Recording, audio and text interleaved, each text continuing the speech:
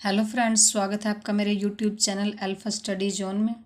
ठीक है फ्रेंड्स, इस वीडियो में मैं आपको एलसीएम की शॉर्ट ट्रिक देने जा रही हूँ, जिसमें हम 1 सेकंड में पता चलाएंगे कि दिए गए नंबरों का एलसीएम क्या होगा। मात्र 1 सेकंड में पता चलेगा कि जो हमें नंबर्स दिए गए हैं उनका एलसीएम क्या होगा। ठीक है, जैसे हम कुछ नंबर दिए गए हैं हमें, जैसे दिया गया है 6, 12, 24 और 48।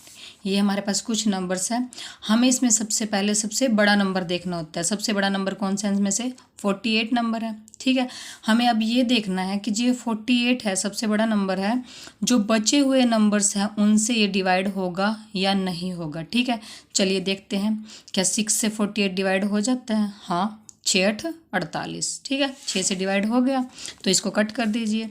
अब 12 से देखते हैं, 12 से 48 डिवाइड हो जाता है।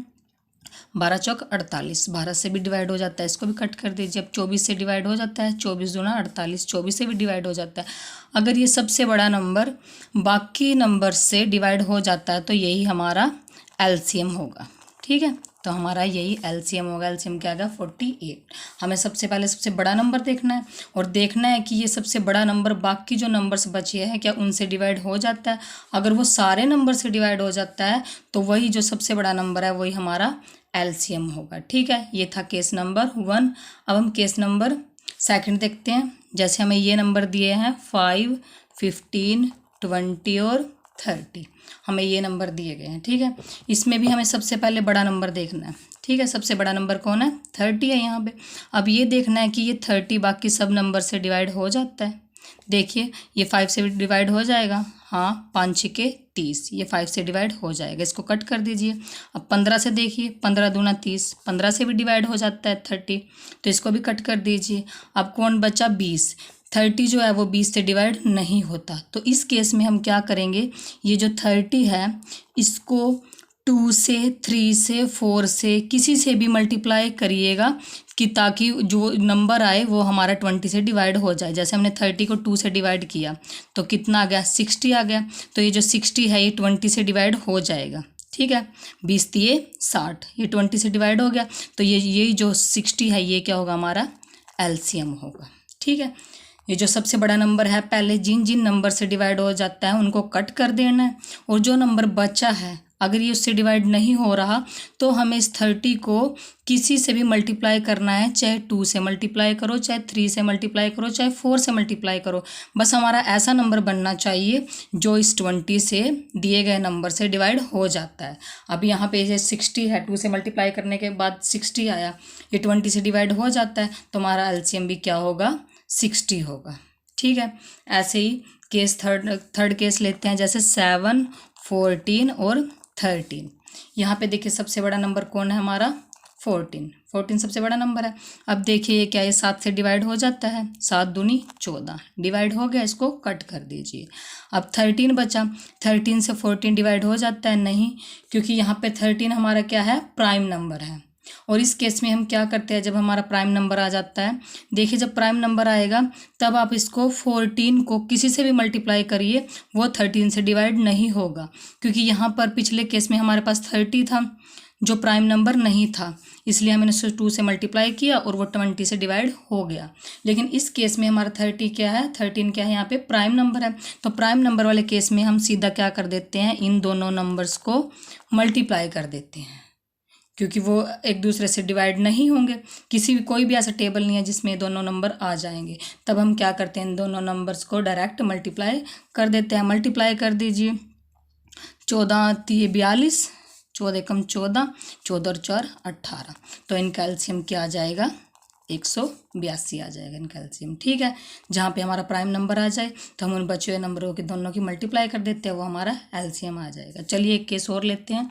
जैसे है हमारा 4, 12, 17 और 24। अब इस केस में सबसे बड़ा नंबर कौन सा है? हमारा 24 है सबसे बड़ा। ठीक है, अब देखिए ये 4 से डिवाइड हो जाता है।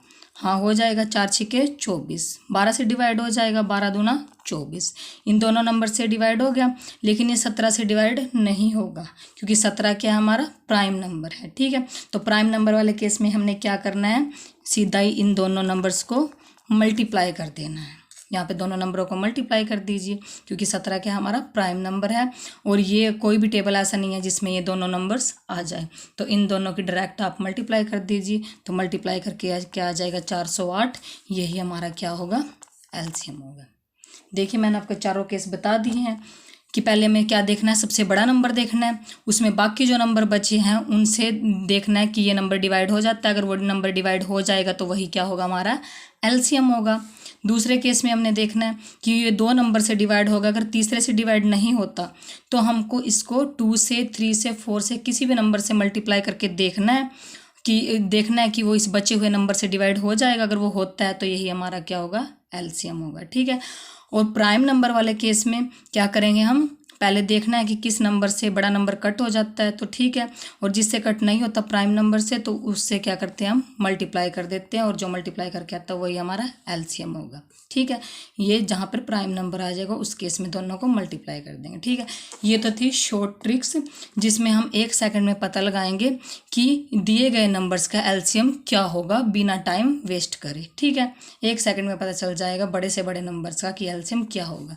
अब मैं आपको इनका कंसेप्ट बताती हूँ कि एक्चुअल एलसीएम होता क्या है। इनका कंसेप्ट बताती हूँ कि एलसीएम एक्चुअल में होता क्या है। जैसे हमें दिया गया है कि 3, 4 और 6 का एलसीएम निकाल लो। ठीक है। तो हमें कैसे पता चलेगा कि इनका एलसीएम क्या है। तो एलसीएम का मतलब क्या होता है, एलसीएम का मतलब लीस्ट कॉमन मल्टीपल,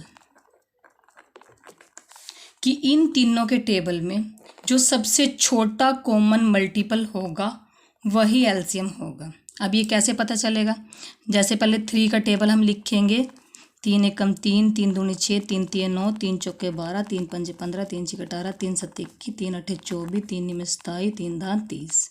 अब 4 का लिखेंगे, 4 दूनी 8, 4 तिये 12, 4 चौके 16, 4 पंजे 20, 4 छक्के 24, 4 छक्के 24, 4 सत्ते 28, 4 अट्ठे 32, 4 निमे 36, 4 दान 40।